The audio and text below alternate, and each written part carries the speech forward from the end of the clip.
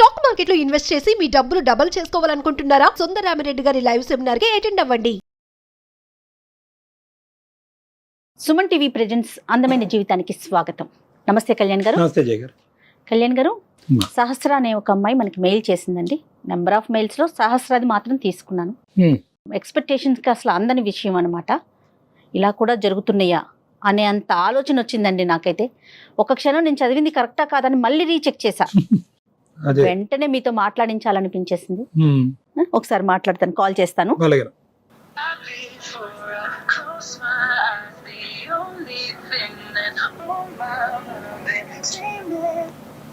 Hello hello, సహస్ర అండి? అవునండి. Suman TV అందమైన జీవితం ప్రోగ్రామ్ నుంచి కాల్ చేస్తున్నానండి. Hi madam. హాయ్ మా. మేడం. నమస్తే. నమస్తే సహస్ర. మీ మెయిల్ రీసెంట్ గానే చూసాను కానీ వెంటనే మీతో మాట్లాడాలి, డెఫినెట్ గా డాక్టర్ గారి సలహా మీకు చాలా అవసరం అనిపించింది సహస్ర, నాకైతే పర్సనల్ గా. రైట్, ఒకసారి కళ్యాణ్ గారితో మాట్లాడండి. నమస్తే సార్. నమస్తే అమ్మా. పేరు సహస్ర అమ్మా? నా పేరు సహస్ర సార్. నాకు 24 years సార్ నాది ఏజ్. ఓకే, చెప్పమ్మా. నాకు చాలా చాలా గిల్టీగా ఉంది మేడం, చాలా బాధగా ఉంది అసలు. బాధపడకమ్మా, బాధపడకు. చెప్పమ్మా చెప్పమ్మా, దేని గురించి గిల్ట్?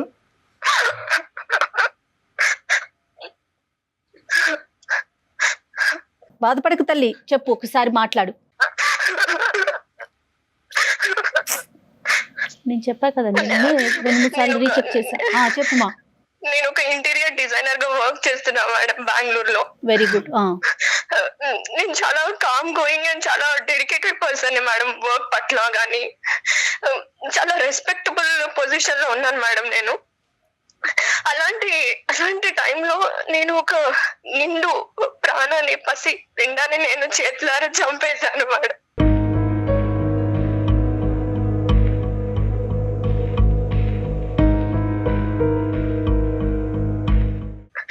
ఒక పసి పిండాన్ని గ్రో అవ్వకుండానే చంపేశాను. ఒక చేత్తో ఒక రకంగా నులిపి చంపేసినట్టు చంపేశాను.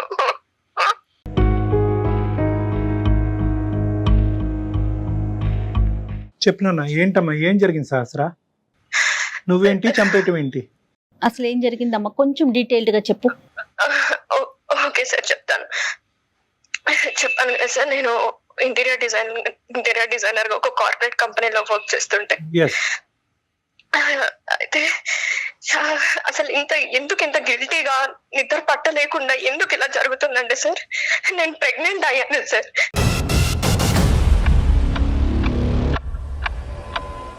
నాకు తెలియకుండానే, నా నోటీస్ లో లేకుండానే నేను ప్రెగ్నెంట్ అయ్యాను సార్.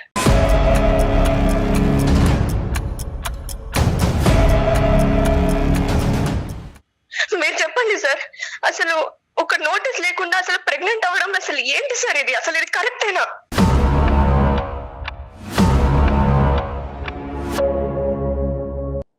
కరెక్టా రాంగా కాదమ్మా, అసలు ఎలా జరిగింది? ఒక 4 days బ్యాక్ నేను క్యాబ్ లో వెళ్తున్నాను సార్ ఆఫీస్ కి. ఓకే. ట్రావెల్ చేస్తున్నా, డైలీ క్యాబ్ లోనే వెళ్తాను. ఓకే. వెళ్తుంటే సడన్ గా నేను క్యాబ్ లో ట్రావెల్ చేస్తున్నప్పుడు ఫెయింట్ అయ్యి కళ్ళు తిరిగిపోయి అక్కడే పడిపోయాను క్యాబ్ లో. ఆ విషయం నాకు కూడా తెలియదు. సో మా క్యాబ్ డ్రైవర్ సడన్ గా నన్ను తీసుకెళ్లిపోయి హాస్పిటల్ కి షిఫ్ట్ చేసేసాడు. అక్కడ హాస్పిటల్ కి వెళ్ళి అడ్మిట్ అయిన తర్వాత కొంచెం సేపటికి నాకు డాక్టర్స్ కానీ అక్కడ నర్సెస్ కానీ కంగ్రాచులేషన్ అని చెప్తున్నారు నాకు.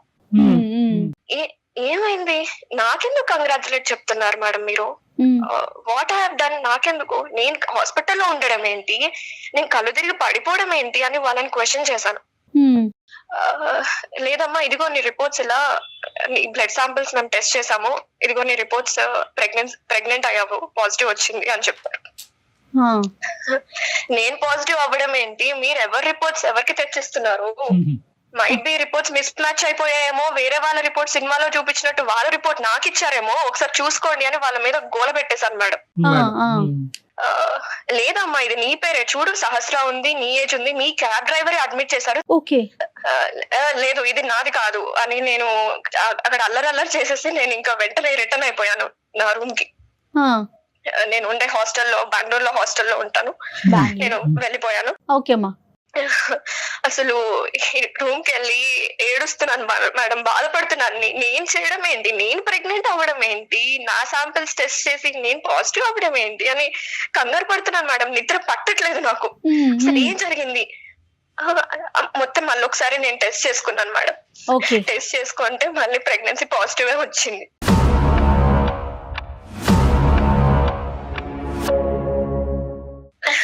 ఇది పక్కన పెడతా మేడం, యాక్చువల్ గా నేను వర్క్ చేసే కంపెనీలో చాలా బెస్ట్ ఎంప్లాయ్ అని నాకు మంచి నేమ్ ఉంది మేడం. సూపర్. ఓకే. నేను చెప్పాను కదా, నాతో పాటు నా టీమ్ లో నేను వేసేది creative interior designing, creative work madam. నాదంతా ఆలోచనలు కానీ ఇవన్నీ క్రియేటివ్ ఆర్ట్ రిలేటెడ్ ఉంటది. నేను పనిచేసే 9 మందిలో నా టీమ్ లో నేనే ఒక బెస్ట్ పర్సన్. 1 మంత్ అలాగా మాకు best employee of the award అనే రివార్డ్ ఒకటి ప్రకటిస్తారు అనమాట. సో ఇలాగా ఏంటంటే ఒకటే ఫస్ట్ టైం నాకే వచ్చింది మేడం, సెకండ్ టైం నాకే వచ్చింది, గుడ్, థర్డ్ టైం కూడా నాకే వచ్చింది. సో 3 times నాకే వచ్చింది. మా టీమ్ యాక్చువల్ గా మా బాస్ ఎలాంటి వాడంటే అందరు అమ్మాయిల మీద కన్ను వేయడం కంటే నా మీద కన్ను ఎక్కువ ఉండేది అతనికి.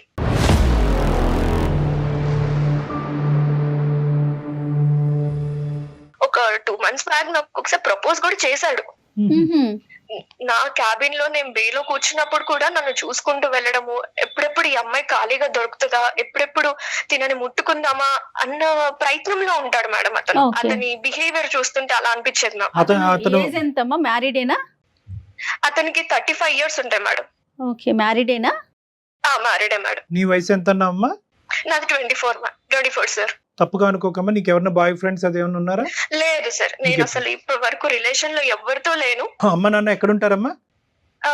మా మదర్ ఫాదర్ హైదరాబాద్ లోనే ఉంటారు సార్. మా ఫాదర్ వచ్చేసి ఒక ప్రైవేట్ బ్యాంక్ ఎంప్లాయ్ లో తన మేనేజర్, బ్యాంక్ ఎంప్లాయ్ తను. ఈ ప్రెగ్నెన్సీ గురించి అమ్మా నాన్నకి చెప్పావమ్మా? ఎవరికి తెలీదా? లేదు సార్, ఎట్లా చెప్తాను సార్, వాళ్ళు తలెత్తుకోకుండా ఉంటారు సార్, నేను ఎలా చెప్పగలను?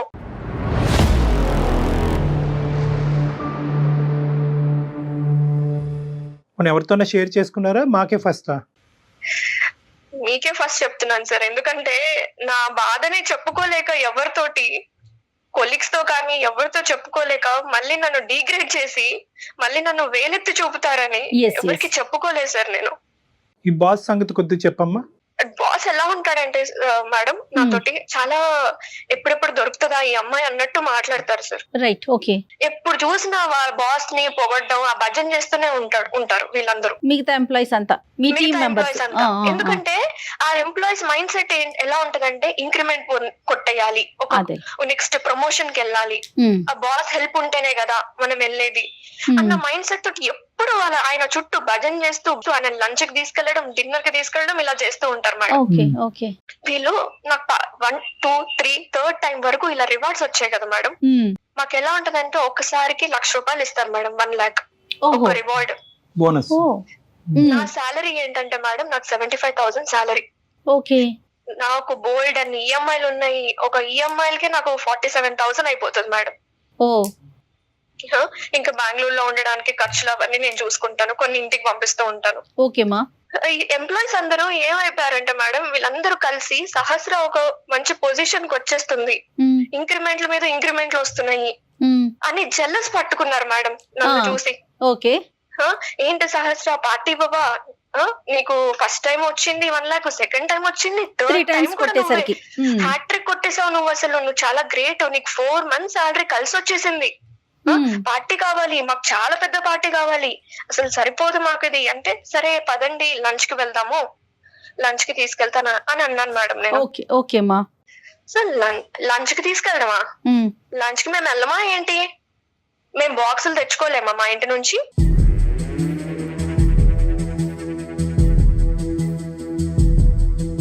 మేము ప్రిపేర్ చేసుకొని తెచ్చుకుంటాం. సరే డిన్నర్ కి వెళ్దాము, ఈ లంచ్ లో ఫుడ్లు మాకొద్దు, ఎక్కడికన్నా దూరంగా మంచిగా అవుటింగ్ కి వెళ్దాం.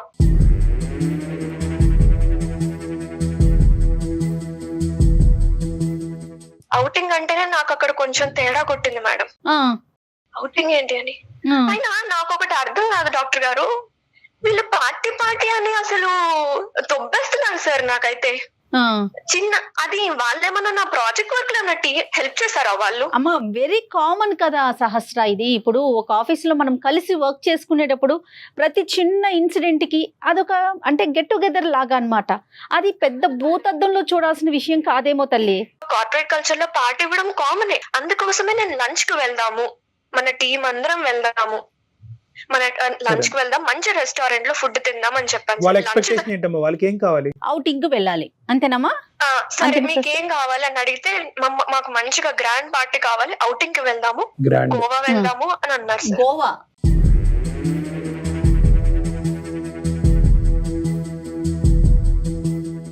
మేము బూస్ట్ చేయాలి, మేము ఆల్కహాల్ కన్స్యూమ్ చేసుకోవాలి, అక్కడ ఎంజాయ్ చేయాలి అన్నారు సార్. టీమ్ లో మొత్తం ఎంత మంది అంటే అమ్మాయిలు అబ్బాయిలు ఉన్నారమ్మా? అబ్బాయిలు అమ్మాయిలు ఇద్దరు ఉన్నారు మేడం. Okay okay. అనగానే నేను ఆల్కహాల్ తాగను కదా, బట్ నేను ఎలా వస్తాను అంటే, సరే నువ్వు ఆల్కహాల్ తీసుకోకు, మేము బూస్ట్ చేస్తాము, మీరు జస్ట్ కంపెనీ సహస్ర నువ్వు అంతే. నువ్వు తీసుకోవు కానీ మామూలుగా జనరల్ గా మీ పార్టీస్ లో ఆల్కహాల్ ఉంటదమ్మా? మద్యపానం ఉంటదా? ఉంటది సార్, ఉంటది. సో ఇదేం కొత్త ఏం కాదు. వాళ్ళు అడిగింది కూడా వాళ్ళు అడిగింది మాత్రం కొత్త ఏం కాదు. ఎటొచ్చి నువ్వు తాగవు అన్నది అందరికీ తెలుసు. నేను తాగను. నాతో పాటు నేను కొంచెం క్లోజ్ గా ఉండే ఒక అమ్మాయి ఉంటది నా పక్క క్యాబిన్ లో, కావ్య అని. ఆ అమ్మాయితోనే కొంచెం షేర్ చేసుకుంటూ ఉంటాను. అసలు నన్ను ఊపి రానివ్వలేదు సార్. అసలు వచ్చేంత వరకు ఇంకా వాళ్ళు ఫ్లైట్ టికెట్స్ అన్ని వాళ్ళు బుక్ చేసేసారు. మేము ఇలా చేసేసిన తర్వాత నాకు స్క్రీన్ షాట్ పెట్టేశారు.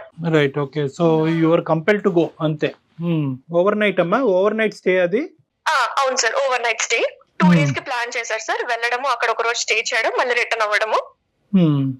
సో ఇంకా నేను అక్కడ పార్టీ కల్చర్ లో కూర్చున్నాం సార్. వీళ్ళందరూ తాగుతున్నారు. అసలు ఆ గోవాలో అయితే నా కొలీగ్స్ అమ్మాయిలు అబ్బాయిలు అనే తేడా లేకుండా అందరూ తాగుతున్నారు సార్, నేను ఒక్కదాన్ని తప్ప.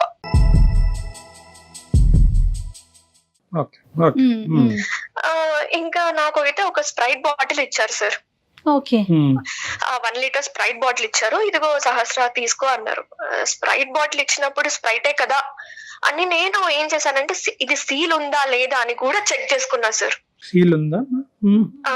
ఇది సీల్డ్ బాటిలా కాదా అని చెక్ చేసుకుంటే సీల్ ఉంది సార్. ఎందుకు మీకు డౌట్ ఉండిందా సహస్ర? ఆల్రెడీ వాళ్ళు ఏమన్నా ఆల్కహాల్ కలిపారని? ఈ రోజుల్లో అది కామన్ కాబట్టి అమ్మాయి ఏమనుకుందంటే ఏమైనా లిక్విడ్ ఏమైనా రిమూవ్ చేసి కలుపుంటారేమో, సీల్ ఉంటే కనుక తిరగలేదు కదా అనుకుంది. Right sir, exactly. ఒక 2-3 సిప్స్, ఒక హాఫ్ గ్లాస్ అయిపోగానే నాకే కొంచెం తేడాగా, అది కొంచెం ఘాటుగా అనిపించింది. సరే అని నేను ఒక 1 glass తాగంగానే నేను అన్కాన్షియస్ అయిపోతున్నా సార్. నాకే కొంచెం డిజీనెస్ వచ్చేసి అంత కళ్ళు తిరుగుతున్నట్టు ఎలానో అనిపించింది. ఇంకా నాకు తెలియకుండానే అన్ఇంటెన్షనల్ గా నేను ఒక గ్లాస్ కాకుండా ఇంకొక గ్లాస్ తాగుతూనే ఉన్నా సార్.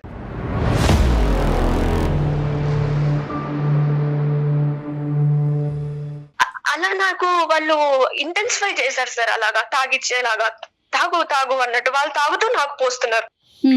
అయితే నేను ఆ సబ్ కాన్షియస్ అయ్యే టైంలో నేను చూసుకుంటే ఏంటంటే, ఆ టేబుల్ మీద కొంచెం స్ప్రైట్ లో నుంచి కారుతున్నట్టు, ఎవరో ఒక బాటిల్ ఒలకపోస్తే, గ్లాస్ తెలియకుండా ఒలకపోస్తే టేబుల్ మీద అంతా ఎలా స్ప్రెడ్ అయిపోతుందో మేడం, అలా స్ప్రెడ్ అయిపోయింది ఆ టేబుల్.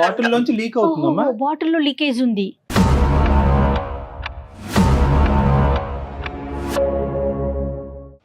అయి ఉండొచ్చు మేడం. మొత్తం ఆ టేబుల్ అంతా స్ప్రెడ్ అయిపోతుంటే నాకు అప్పుడు అదొకటి గుర్తుంది మేడం నాకు. ఓకే. ఇంకా నాకు తర్వాత ఏం జరిగిందో మేడం నాకు అసలు తెలియదు మేడం.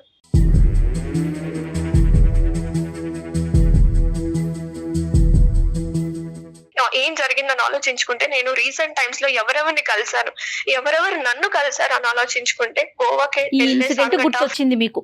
ఈ బాస్ కూడా వచ్చారమ్మా? నాకు తెలియదు మేడం, మీరు అన్నట్టు. అయితే నాకు కూడా ఇలాగే డౌట్ వచ్చింది మేడం, ఇలాగే బాస్ కూడా వచ్చాడా ఏంటి అని. అయితే నేను చెప్పాను కదా మేడం, నా పక్క బేలో ఉండే కావ్య అనే అమ్మాయి నాకు కొంచెం క్లోజ్ గా ఉంటది కాబట్టి, నాకు జరిగిన తర్వాత వెళ్ళిపోయాను ఇంటికి. మొన్న వెళ్ళి తనని కలిసి చెంపబెట్టి ఒక్కటి కొట్టేశాను మేడం గట్టిగా. అసలు ఏం జరిగింది నువ్వు చెప్తావా చెప్పవా? ఆ రోజు ఏం జరిగింది, నన్ను ఏం చేశారు, నేను తాగిన తర్వాత అన్కాన్షియస్ అయ్యి అక్కడి వరకే నాకు గుర్తుంది. తర్వాత ఏం చేశారు నన్ను చెప్తావా చెప్పవా అని బతిమలాడుకున్నాను మేడం. తర్వాత అమ్మాయిని, అమ్మాయి అసలు నోరిప్పట్లేదు, ఏం చెప్పట్లేదు మేడం అసలు. సో తనకి అంతా తెలిసేమో తెలిసేమో అని నేను ఇంకా తన కాళ్ళు కూడా పట్టుకున్నా మేడం, చెప్పమ్మా ప్లీజ్ ఏమైంది అని. అప్పుడు తను ఓపెన్ అప్ అయింది మేడం నా బాధను చూడలేక. ఓకే, అవును సహస్ర, పార్టీకి వెళ్ళాము. తర్వాత నిన్ను ఒక రూమ్ కి తీసుకెళ్లారు, షిఫ్ట్ చేశారు.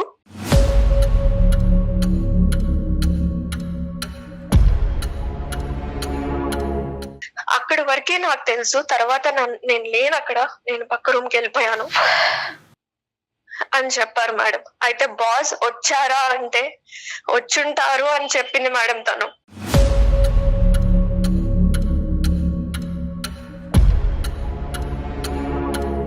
కదమ్మా, ఒక సీల్ తీనటువంటి బాటిల్ లోంచి ఎలా మిక్స్ చేస్తారమ్మా? నా అనుమానం అయితే ఆ టేబుల్ అంతా కారిపోయింది కాబట్టి సీల్ బాటిల్ అయితే అలాగే ఉంది సార్. కానీ ఏమన్నా ఇంజెక్ట్ చేసి ఉంటారనా? అయి ఉండొచ్చు సార్, ఇంజెక్ట్ చేసి ఎగ్జాక్ట్లీ ఉంటారు. కళ్యాణ్ గారు.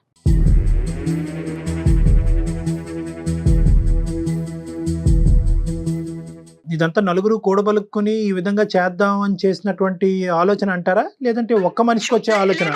లేకపోతే బాస్ ఇనిషియేషన్ తీసుకొని ఇలా పార్టీ అడగు వెళ్ళండి అని చెప్పుండొచ్చేమో సార్. ఐడియా ఒక్కళ్ళది అయ్యి ఉండొచ్చు, ఆచరించినటువంటి వాళ్ళు చాలా మంది అయ్యి ఉండొచ్చు అని అనిపిస్తుంది కదమ్మా. నాకు అనిపిస్తుంది సార్. అవును రైట్. ఇది కాకుండా ఇంకేదైనా కొరిలేట్ చేసుకోగలుగుతున్నామా, లేదంటే ఎంత ఆలోచించినా కూడా ఈ ఒక్క సంఘటన బట్టే కొరిలేషన్ వస్తుంది? ఎందుకంటే ఇలాంటి పార్టీలు పదే పదే జరగవు నీ జీవితంలో. ఈ స్థాయి పార్టీ బహుశా ఇది ఒకటే అయి ఉంటుంది కాబట్టి. నాకు మీరు అంటున్నట్టు కోరిలేట్ చేసుకోవాల్సిన ఒక గెస్సింగ్స్ గానీ సజెషన్స్ గానీ ఎక్కడ కనిపిస్తున్నాయి అంటే సార్, ఆ అమ్మాయి దగ్గరికి వెళ్ళినప్పుడు అవును నిన్ను ఒక రూమ్ కి తీసుకెళ్లారు, ఇంకంతే, ఇట్స్ క్లియర్ అమ్మా. తీసుకెళ్లారు. అలాగే ఆ బాసే ఇనిషియేట్ చేసి ఉంటాడు, అతను కూడా గోవా వచ్చి ఉంటాడు సార్ డెఫినెట్ గా. నేనైతే అబార్షన్ చేయించేసుకున్నా సార్. ఎందుకంటే ఇంకా నా లైఫ్ ఏముండదు సార్, ఇంకా నా లైఫ్ క్లోజ్ అయిపోయినట్టే. ఆ లోపల ప్రాణాన్ని నేను ఇంకా గ్రో చేస్తూ ఉంటే ఒక్కొక్క రోజు పోయే కొందికి, రోజులు గడిచే కొందికి ఇంకా నేనే డేంజర్ జోన్ లో పడుతున్నాను సార్.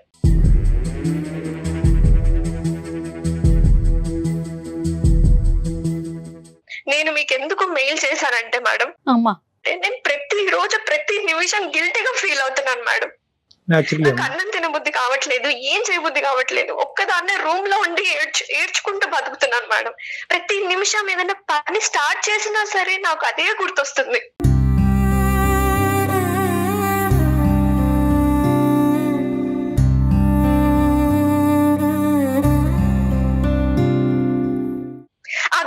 అనేది నాకు లేకుండా మీరు ఎలాంటి సలహా చెప్పినా సరే నేను దాన్ని యాక్సెప్ట్ చేస్తాను సార్. ఎలాంటి సలహా చెప్పినా కూడా నిన్ను సేద తీర్చగలిగేటటువంటి ఇది లేదేమో అని నాకు అనిపిస్తుందమ్మా. బట్ స్టిల్ నేను ఒక అటెంప్ట్ అయితే చేస్తాను. ఎందుకంటే ఇక్కడ ఎంత కాదనుకున్నా కూడా మిక్స్డ్ ఇమోషన్స్. ఒకటి వద్దు అనుకున్నా కూడా ఒక పార్టీకి వెళ్ళటం, పార్టీలో ఒక అనూహ్యమైనటువంటి పరిస్థితుల్లో లిటరల్గా చెప్పాలి అంటే నిన్ను చేశారు. ఒకరు చేశారా, నలుగురు చేశారా అనేటటువంటిది అర్థం కానటువంటి దుర్భర పరిస్థితి. ఒకరు చేస్తే ఎంతమంది సహకరించారు అనేటటువంటి పరిస్థితి. సో ఇలాంటి రకరకాల ప్రశ్నలు, వేధింపులు, ఆలోచనల మధ్యలో ఈరోజు నువ్వు గర్భవతి అవటం అనేటటువంటిది ఆ పుండు మీద చాలా కారం జల్లినట్టు అయింది. గర్భవతిగా ఉండటానికి నేను సమాజంలో తలెత్తుకోలేను, నా తల్లిదండ్రులకి సమాధానం చెప్పుకోలేను. ఏ తప్పు చేయనటువంటి నేను ఈరోజు ఒక పసికొందుని నేను భూప్రపంచం మీద తీసుకొచ్చి వాళ్ళకి ఏం సమాధానం చెప్తాను అనేటటువంటి ఆలోచనతో, నీకు ఇష్టం లేకపోయినా నిన్ను నువ్వు చంపుకోవటం అనేటటువంటిది ఇంకా ఈజీ ఏమో, అలాంటి ఆలోచనతో నువ్వు అబార్షన్ చేయించుకున్నావు. అది కూడా చేయడానికి ట్రై చేశాను సార్. కానీ నేను అంత ఏదో సాధించాలి నా పేరెంట్స్ ఏమైపోతారు సార్, అది కూడా అమ్మా. ఇప్పుడు ఏంటంటే బహుశా నేను ఇలా లిస్ట్ చేసుకుంటూ పోతే కనుక దెబ్బ మీద దెబ్బ లిటరలీ ఏంటంటే నువ్వు మానసికంగా, శారీరకంగా చచ్చిపోయినంత పరిస్థితి ఏర్పడిందమ్మా ఇప్పుడు. అవును సార్, అవును. కాబట్టి నేను ఇందాక చెప్పే ముందే నిన్న ఒక మాట అన్నాను. బహుశా ఏ విధంగా నేను నీకు మాట్లాడగలిగితే కనుక నీ మనసులో వేదన, బాధ తగ్గుముఖం పడుతుంది అనేటటువంటిది. బట్ స్టిల్ నేనేమనుకుంటున్నానంటేనమ్మా, టుడే యు ఆర్ సేఫ్. నువ్వు సేఫ్గా ఉండి మానసిక పరమైనటువంటి బాధ అనేటటువంటి ఒక అంశం అయితే కనుక నువ్వు సేఫ్ గా ఉండి మాకు కాల్ చేసావు. అవును సార్, అవును. అది నాకు ఈ రోజు ఏంటంటే బహుశా ఇంకో ఆడపిల్ల నీ స్థానంలో ఉంటే కనుక ఇంకో నిర్ణయం తీసుకునేదేమో, ఆలోచన వరకే కాదు, అది ఏంటంటే అది ఆచరించేటటువంటి ప్రయత్నం కూడా, తన ప్రాణాలను తీసుకునేటటువంటి ప్రయత్నం చేసుండేదేమో. ఈ రోజు నువ్వు మాకు ఫోన్ చేయటం అన్నది నిజంగా నేను చాలా ఆనందపడుతున్నానమ్మా. Thank you. నిన్ను ఏం చేసుకోకుండా ఈ రోజు ఇక్కడైనా నాకు ఒక సలహా సూచన దొరుకుతుందేమో. నా బాధని ప్రధానంగా ఇటువంటి పరిస్థితుల్లో ఒక ఆడపిల్లకి కావాల్సింది ఏంటంటే తన బాధని పంచుకోవాలి, ఓదార్పు పంచుకోవాలి, ముందు మాట్లాడగలగాలి. అసలు ఈ అసహజమైనటువంటి పరిస్థితి నాకైనా ఎవరికన్నా ఉంటది. నాతో పాటు ప్రయాణించేటటువంటి వాళ్ళు ఇంత దుర్గతానికి, ఇంత భయంకరమైనటువంటి దానికి పూనుకునేటటువంటి దానికి అవకాశం ఉందా? నేను ఎక్కడన్నా తప్పు చేశానా? ఈ రోజు అబార్షన్ చేసుకుని నేను తప్పు చేశానా, మంచి చేశానా, నేనేంటి ఒక ప్రాణాన్ని తీయటం ఏంటి అనేటటువంటి ఇలాంటి రకరకాల ప్రశ్నలు, ఆ భారమైనటువంటి ప్రశ్నలు మోసుకుంటూ నువ్వు మా వరకు వచ్చావు. నిన్ను ఏమీ చేసుకోలేదు అనేటటువంటి అన్నిటికంటే నాకు ఆనందింపేటటువంటి అంశం. నీలాంటి పరిస్థితిలో ఉన్న ఆడపిల్లని ఫస్ట్ ప్రధానంగా నేనేమని చెప్తానంటే, ఇది నీకు జరిగింది ఎవరికి జరగకూడదు అంటే కనుక ఈ ప్రయాణం ఇక్కడి వరకు ఆగకూడదమ్మా. నీకు జరిగింది వేరే వాళ్ళకి జరగకూడదు అంటే కనుక ఇది గోప్యంగా దీన్ని ఇన్వెస్టిగేషన్ వరకు తీసుకెళ్ళగాలి, పోలీసుల వరకు తీసుకెళ్ళటం అనేది చాలా ఇంపార్టెంట్. సార్ లేదు సార్, కానీ అది మాత్రం చెప్పకండి సార్ ప్లీజ్. ఎందుకంటే నాకు ఆ పోలీస్ స్టేషన్ కి వెళ్ళి ఈ క్రైమ్ నన్ను నేను ఫేస్ చేసుకోవడానికి నాకంత ఇప్పుడు లేదు సార్ అంతా. అమ్మా ఆ మాట కూడా ఏ ఆడపిల్లకు కూడా, నీ స్థానంలో నిలబడినటువంటి ఏ ఆడపిల్లకు కూడా పోలీస్ స్టేషన్ వరకు వెళ్ళి మళ్ళీ ఈ కథంతా చెప్పి నువ్వే తప్పు చేసేవేమో, నీకెంతమంది బాయ్ ఫ్రెండ్స్ ఉన్నారు అనేటటువంటి ఇలాంటి రకరకాల ప్రశ్నలు, అనుమానాలు, ఇన్వెస్టిగేషన్స్ తట్టుకోలేక ఏ ఆడపిల్ల వెళ్ళటానికి ఇష్టపడదమ్మా. సహస్ర ఒకటే కాదు, ఈ పరిస్థితిలో ఉన్న ఏ ఆడపిల్ల ఎక్కడికన్నా వెళ్తాదేమో కానీ పోలీస్ స్టేషన్ వరకు వెళ్ళటానికి ఇష్టపడలేదు. కానీ నువ్వు అడిగినటువంటి రెండు అంశాల్లో ఒక ముఖ్యమైనటువంటి అంశం, నాలాంటిది వేరే ఆడపిల్లకి జరగకూడదు అంటే కనుక దానికి ఇది ఒక సొల్యూషన్ అన్నట్టుగా నేను చెప్తున్నాను. ఇది ప్రధానమైనటువంటి సొల్యూషన్ గా చెప్తున్నాను. ఎందుకంటే నీ ఆఫీస్లో వేరే ఆడపిల్లలు ఉన్నారు. ఇప్పుడు నువ్వు రేపు రిజైన్ చేసావు అనుకో, ఆ స్థానంలో వచ్చి కూర్చునేటటువంటి వేరే ఆడపిల్లలకి జరగదు అనేటటువంటి గ్యారంటీ ఏంటి? పోలీస్ స్టేషన్ అనగానే తను పోలీసులు మగవారే ఉంటారు అనుకుంటుందేమో. షీ టీమ్స్ ఉన్నాయి అమ్మా ఇప్పుడు ఇవాళ రేపు మనకి. అంటే ఇప్పుడు ఏంటంటే తన ఆలోచన ఏంటంటే కనుక ఇప్పుడే ఇది ఏంటి, ఇది ఏం జరిగింది అనేటటువంటి ఒక క్లారిటీ వస్తుంది. ఎందుకంటే ఇప్పుడుకొచ్చి నువ్వు ఎవరితోనే మాట్లాడలేదమ్మా. ఫస్ట్ టైం నువ్వు మాతో మాట్లాడటం వల్ల నీకు ఒక డిఫరెంట్ వ్యూ పాయింట్, ఒక డిఫరెంట్ ఆలోచన. బహుశా నేను ఒక్కదాన్నే కాదు, ఇలాంటి సఫర్ అయ్యేటటువంటి చాలా మంది ఆడపిల్లలు ఉన్నారు, వాళ్ళు ఏం చేసుంటారు అనేటటువంటిది మొట్టమొదటిసారిగా నువ్వు మా నోటి వెంట వింటున్నావు. కాబట్టి నువ్వు కూల్గా కూర్చొని ఆలోచిస్తే కనుక, ఓహో బహుశా నేను ఇలా చేయొచ్చు, నేనేమి ఇక్కడ తప్పు చేయలేదు. ప్రధానమైనటువంటి అంశం నువ్వు ఇక్కడ గుర్తుపెట్టుకోవాల్సింది ఏంటంటే, సహస్ర అనేటటువంటి ఈ అమ్మాయి ఏ తప్పు చేయలేదు, ఇంక్లూడింగ్ ఏ తప్పు చేయలేదు. నువ్వు ఎప్పుడు కరెక్ట్గా నీ తల్లిదండ్రులు ఏ నమ్మకంతో అయితే కనుక నేను బెంగళూరు పంపించి అక్కడ ఒంటరిగా నీ చేత ఉద్యోగం చేపిస్తున్నారో, నీ కళనే నువ్వు నమ్ముకున్నావు, నీ కెరియర్ని నేను నమ్ముకున్నావు, కాబట్టి దాని మీద నువ్వు నిలబడ్డావు. సో అప్పుడు సహస్ర ఒకటే, ఇప్పుడు సహస్ర ఒకటే.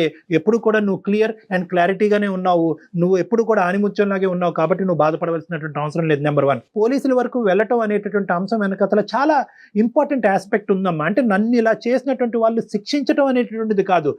ఇలా చేయకపోతే కనుక, నువ్వు అలా నమ్మి ఆ దారిలో వెళ్ళకపోతే కనుక రేపొద్దున వాళ్ళు ఏమనుకుంటారు, ఓ ఆడపిల్లలు అంటే కనుక మనం ఇలా వాడుకోవచ్చు. పార్టీలో అనేటటువంటి మభ్య పెట్టి వాళ్ళని ప్రెషర్ పెడితే కనుక, అయ్యో పార్టీ ఇవ్వకపోతే కనుక నాతో పాటు ప్రయాణం చేసేటటువంటి వాళ్ళు దూరం అవుతారేమో, వాళ్ళు నేను పీనాస్లా కనిపిస్తానేమో, ఇంకో విధంగా కనిపిస్తానేమో అనేటటువంటి ఉద్దేశంతో ఆడపిల్లలు ఇలా లొంగిపోతారన్నమాట అనేటటువంటి మెసేజ్ నువ్వు వాళ్ళకి ఇస్తున్న దానం అవుతావు. రేపొద్దున ఆడపిల్లల్ని ఏ విధంగా వాడుకోవచ్చు అనేటటువంటి ఆలోచన వాళ్ళకి ఇస్తున్నాం. రేపొద్దున మనం ప్రత్యక్షంగా కలపకపోయినా, వాళ్ళు మందు కొట్టకపోయినా, తాగకపోయినా కూడా ఇలా మబ్బి పెట్టి మాయ చేసి ఈ విధంగా మత్తు పానీయాలు ఇచ్చి ఆడపిల్లను మనం లొంగ తీసుకోవచ్చు అనేటటువంటి మెసేజ్ మనకి ఇస్తున్నాం. ఈ రోజు సహస్ర ఇంది, రేపు ఇంకొక అమ్మాయి అవుతుంది, ఆ ప్లేస్ లో ఇంకొక అమ్మాయి ఉండొచ్చు కదా అనేసి అంటున్నారు. అందుకోసమే నేను ముందుకు వచ్చాను మేడం. బట్ ఈ పోలీసులు క్రైములు మాత్రం అసలు చెప్పకండి. మా వ్యవస్థ చాలా మారింది తల్లి. వ్యవస్థ దయచేసి నా మాట ఒక్కసారి నమ్ము. నువ్వు ఎంత చీదరించుకున్నా, ఎంత అసహించుకున్నా, ఎంత కరెక్ట్ కాదు అనుకున్నా, నా సబ్జెక్ట్ ఎంత బహిర్గతం అవుతుందని నీకు అనుకున్నా కూడా వ్యవస్థ చాలా మారింది. అన్నీ కూడా చాలా గోప్యంగా ఉంటుంది. ఒక ఆడపిల్లకి ఇచ్చేటటువంటి ప్రైవసీ బహుశా ఈ రోజుల్లో మనం ఉండేటటువంటి వ్యవస్థలో చాలా ఇంపార్టెంట్ ఆస్పెక్ట్ కింద మారిపోయింది. సో ఎవరికి కూడా మూడో కంటికి తెలియకుండా కూడా ఇన్వెస్టిగేషన్ నడిపించవచ్చు. అందరినీ ఎవరైతే ఉన్నారో వాళ్ళని అందరినీ కూడా బోన్లోకి లాగచ్చు, శిక్షించవచ్చు. రేపొద్దున సమాజానికి చాలా మంచి సేవ చేసేటటువంటి ఒక గొప్ప వ్యక్తిగా నువ్వు మారుతావు. సో దీనంతటి వల్ల నాకేంటండి అని నువ్వు అడగచ్చు. నీకేంటంటేనమ్మా, నువ్వు అప్పుడు ఇప్పుడు ఎప్పుడు కూడా నువ్వు పెర్ఫెక్టే. నువ్వు బాధపడవలసినటువంటి అవసరం లేదు. ఎటొచ్చి బిడ్డను చంపుకున్నాను సార్, కాబట్టి నేను అబార్ట్ చేసుకోవటం అన్నది, నేను ప్రాణాన్ని తీసుకోవటం అంటే కనుక దానికి ప్రాణాన్ని తీసేయటం అనేటటువంటి ఒక లేబుల్ పెడితే కనుక గిల్ట్తో చచ్చిపోతావు అమ్మా. నిన్ను నువ్వు కాపాడుకునేటటువంటి ప్రయత్నంలో నువ్వు ఆ ఆలోచన రావటంలో, ఆ ఆలోచన నీకు రావటం ఎటువంటి తప్పు కాదమ్మా. నేను అనుకోవటం ఆలోచన తప్పు కాదు. ఎందుకంటే కనుక ఈరోజు నీ తల్లిదండ్రులకు నువ్వు సమాధానం చెప్పుకోవాలి, సమాజానికి సమాధానం చెప్పుకోవాలి. రేపొద్దున పెళ్లి అనే భవిష్యత్తు నీకు ఉంది, రాబోయేటటువంటి భర్తకు నువ్వు సమాధానం చెప్పుకోవాలి. ఒక బిడ్డను తీసుకుని నడి సమాజంలోకి నువ్వు వెళ్తే కనుక ఈ సమాజం నిన్నేం గౌరవంగా చూడదమ్మా. నిన్నేమంటది అంటే, అదిగో ఏదో తప్పు చేసింది కాబట్టి ఈరోజు బిడ్డను ఎత్తుకుని తిరుగుతుంది, ఈ అమ్మాయి తప్పుడు మనిషి అని చెప్పి ఏ క్యారెక్టర్ అయితే కనుక నువ్వు నీ తల్లిదండ్రులు ఎప్పుడు కూడా కల్లో కూడా ఊహించుకోరో ఆ ముద్ర నీ మీద పడబోతుంది. కాబట్టి ఈరోజు నువ్వు సమయస్ఫూర్తితోనే ఒక ఆలోచన చేసావని నేను అంటున్నానమ్మా. ఒకప్పుడు నువ్వు అబార్ట్ చేసుకోకుండా మా దగ్గరికి వచ్చుంటే కనుక, తల్లి ఇది నీ ఇష్టం, నీ ఆలోచన బట్టి నువ్వు నిర్ణయం తీసుకో, మేము దాని మీద ప్రెషర్ చేయలేము, అలా చేయటం అనేటటువంటి చట్టరీత్యా వ్యతిరేకం అని చెప్పుండేవాళ్ళం. కానీ నువ్వు ఆల్రెడీ ఒక నిర్ణయం తీసుకుని దాన్ని ఆచరించావు కాబట్టి నువ్వు చేసినటువంటి దాంట్లో గిల్ట్ ఫీల్ అవ్వాల్సినటువంటి అవసరం లేదు. నిన్ను, నీ కుటుంబాన్ని, నీ ఫ్యూచర్ని కాపాడుకునేటటువంటి ప్రయత్నంలో నువ్వు తీసుకున్న నిర్ణయం కాబట్టి దాన్ని నేను తప్పుగా అయితే నేను భావించట్లేదు, ఆ విధంగా నేను చూడట్లేదు. ఇంతకు ముందు మీరు కాల్ చేయక ముందు కూడా నాకు అదే గిల్ట్ ఉంది సార్. ఇప్పుడు మీతో మీరు చెప్పే సలహా కానీ, మీరు నన్ను మోటివేట్ చేసే మాటలు కానీ నాకు కొంచెం ఇప్పుడు మనశ్శాంతిని ఇస్తుంది సార్. రిమూవ్ దట్ మాస్క్ అమ్మా, నువ్వేం తప్పు చేయలేదు. ఎటొచ్చి నీ ఎజెండా ఒక్కటే. నీ ఎజెండా ఈ రోజు ఏదన్నా ప్రైమరీ గారు ఈ రోజు మాట్లాడుకుంటే నాకు 0.5% కూడా 0.05% కూడా నాకు ఈ రోజు సహస్ర తప్పు చేసినట్టు నాకు అనిపించట్లేదు. ఇలాంటివి జరిగినప్పుడు గొంతు విప్పి మాట్లాడండి. మీ మనసులో ఉండేటటువంటి బాధని నీకు నచ్చినటువంటి వాళ్ళని చెప్పండి. ఒకప్పుడు అవకాశం ఉంటే కనుక నిన్ను ఇబ్బంది పెట్టేటటువంటి వాళ్ళని శిక్షించి రేపొద్దున వాళ్ళకి బుద్ధి వచ్చేటటువంటి విధంగా ఈ ప్రాసెస్ కంటిన్యూ అవ్వకుండా అరికెట్టేటటువంటి ప్రయత్నం కూడా మీరు చేయండి. చాలా ముఖ్యమైనటువంటి అంశం ఉంది. నువ్వు ఎక్కడన్నా ఒక ఆలోచనలో ఒక చిన్నపాటి తప్పిదం జరిగింది అంటే కనుక అక్కడే జరిగింది. నీ భావం గురించి, నీ యొక్క వ్యక్తిత్వం గురించి, నీ మనసులో ఉండేటటువంటి ఆలోచన గురించి ఎప్పుడు కూడా ఏ ఆడపిల్లైనా నిలబడాలమ్మా. నాకు పార్టీలు నచ్చవంటే నచ్చవు, అంతే, ఫుల్ స్టాప్. నో అంటే నోనే. రండి, ఒక బిర్యానీ ప్యాకెట్ తెచ్చుకుని ఇక్కడ టేబుల్ మీద కూర్చొని తిందాం సరదా. అంతేగాని వాళ్ళు ఆ మొహమాటానికి పోయి వీళ్ళు ఏదన్నా అనుకుంటారేమో 3 లక్షలు పోయి. ప్రధానమైనటువంటి అంశం అమ్మా, ఎక్కువ శాతం ఇలాంటివి జరిగేటటువంటి ఎక్కడ జరుగుతాయంటే కనుక మన తెలియనటువంటి ప్రాంతంలో మనకు తెలిసినటువంటి మనుషులు చేస్తారు. మీరు స్టాటిస్టిక్ చూడండి. మీరు స్టాటిస్టిక్ పరంగా చూసుకుంటే కనుక, క్రైమ్ స్టాటిస్టిక్స్ పరంగా చూసుకుంటే మీకు అప్పటికే హింట్ ఉంది. వీడు టచ్ చేయడానికి ట్రై చేస్తున్నాడు, ప్రపోజ్ చేయడానికి ట్రై చేస్తున్నాడు, వీళ్ళు ఏదో దుర్బుద్ధి పుట్టింది, వీడు గోవా వరకు వెళ్దాం అంటున్నాడు అంటే కనుక ఆలోచన వీడిదా మిగతా వాళ్ళదా? బహుశా వీడు వాళ్ళ మీద ఒత్తిడి తీసుకొచ్చి మొత్తం అందరూ మూకమ్మడిగా నన్ను అక్కడ తీసుకెళ్తున్నారా? లేదు, అలా తీసుకెళ్ళట్లేదు అని అనిపించినా కూడా 99.5% అలా తీసుకెళ్ళడం అని అనిపించినా కూడా 0.5% ఎక్కడో చూడ మీ అంతరాత్మ మిమ్మల్ని ప్రశ్నిస్తూ ఉంటుంది, మిమ్మల్ని గుచ్చుతూ ఉంటుంది. దాన్ని నమ్మండి. 0.5% డౌట్ వచ్చినా కూడా, అరే బాబు మీ పార్టీలకు ఒక దన్నం, నేను ఎక్కడికి రానురా, కావాలంటే ఇక్కడ తిందాము, నేను ఇలా వెళ్తున్నానంటే తెలిస్తే కనుక మీ అమ్మ నాన్నమే తోసేయండి. మా అమ్మ నాన్న నన్ను నరికి పోగులేస్తారు, నేను రాను, నాకు అది అలవాట్లేదు, అది మా సాంప్రదాయం కాదు, మా పద్ధతి కాదని చెప్పి కొట్టిపారు. రైట్. ఇది ఓన్లీ సహస్ర కాదు కళ్యాణ్ గారు, ఈ వీడియో చూసే ప్రతి ఆడపిల్లకి మీరు చెప్పే మాటలు ప్రతి ఆడపిల్ల మనసుకు తీసుకోవాలి. అందుకోసమే సార్ ప్రతి అమ్మాయి ఇలాంటి సిచ్యువేషన్, ఇది కాకపోయినా వేరే రకంగా, పార్టీ కాకపోయినా వేరే రకంగా ఫేస్ చేస్తున్నారు సార్. జరగకుండా ఉండాలి. అమ్మ, నీకున్న టాలెంట్, నీకున్న స్కిల్, నీకుండేటటువంటి బలాలకి నీకు ఎక్కడైనా కూడా రెడ్ కార్పెట్ వేసి జాబ్ వస్తారు. కాబట్టి తక్షణ కర్తవ్యం నువ్వు ఇమీడియట్ గా ఏంటంటే ఈ ఉద్యోగానికి రిజైన్ చేయి. ఉద్యోగానికి రిజైన్ చేసి వాళ్ళకి గుడ్ బై చేయి. ఎందుకంటే పదే పదే అటువంటి వాతావరణంలోకి నువ్వు వెళ్ళి వీడు చేశాడా అని ఆలోచించుకుంటే నీకు పిచ్చి పడుతుంది. నెంబర్ 2 ఏంటంటే అస్సలు ఎటువంటి సంకోచం లేకుండా, కావాలంటే మేము మొత్తం మన అందమైన జీవితం టీం మొత్తం అంతా కూడా నీ వెంటంటూ ఉంటారు, నీకు కావాల్సినటువంటి సపోర్ట్ ఇస్తారు. పద మనందరం కలిపి ఏ పోలీస్ స్టేషన్లో కంప్లైంట్ పెడదాం, ఆ పోలీస్ స్టేషన్లో మనం కంప్లైంట్ పెట్టి వాళ్ళందరినీ శిక్ష పడేటటువంటి విధంగా ఎవరైతే ఇందులో ఇన్వాల్వ్ అయ్యి ఉన్నారో, ఆలోచన వచ్చినటువంటి వాళ్ళు, ఆచరించినటువంటి వాళ్ళు, దాచిపెట్టినటువంటి వాళ్ళు, ముగ్గురిని శిక్షించాలి. మా దగ్గరికి రా, లేదంటే మా కాంటాక్ట్ నెంబర్ ఇస్తాము, నువ్వు మా దగ్గర రా, ఇంకా కూర్చొని మనం డిస్కస్ చేసుకుందాం. ఎందుకంటే మీ పేరెంట్స్ని ఇందులో ఇన్వాల్వ్ చేయాలని నువ్వు అనుకోవట్లేదు కాబట్టి, నువ్వు మేజర్ కాబట్టి నీకు ఆ నిర్ణయం తీసుకునేటటువంటి హక్కు ఉంది. నీకు ఆ ధైర్యాన్ని నింపి అక్కడి వరకు తీసుకెళ్లేటటువంటి బాధ్యత మాది. సార్ నేను ఫస్ట్ దీంట్లో నుంచి, ఈ గిల్టీనెస్ లో నుంచి నన్ను నేను మనిషిలాగా చూసుకున్న తర్వాత నేను ట్రై చేస్తాను sir. Of course, you take your time, but this is the agenda. Okay sir, మీరు చెప్పిన సలహా నేను ట్రై చేస్తాను సార్. బట్ ఫస్ట్ అయితే నన్ను నేను కోలుకొనివ్వండి సార్. షూర్ అమ్మా, ఆల్ ద బెస్ట్ నాన్న, all the best. Very good. Sir ఇంకొక చిన్న మాట మీకు చెప్పాలనుకుంటున్నాను. చెప్పమ్మా సహస్ర. చెప్పమ్మా. సారీ సార్, ఏంటంటే అసలు నా పేరు సహస్ర కాదు, ఎందుకంటే సెక్యూరిటీ పర్పస్ కోసం నేను అలా చెప్పాను sir. Of course, well done, very good అమ్మా, వి అప్రిషియేట్ దట్. దానికి అపాలజీ ఎందుకమ్మా? Thank you sir. All the best అమ్మా, గుడ్ లక్ అమ్మా, టేక్ Super. కేర్, బాయ్ అమ్మా, జాగ్రత్త sir. అమ్మా, Bye, sir. Take Thank care you. Of yourself, bye, good luck, bye అమ్మా. Super కదండి.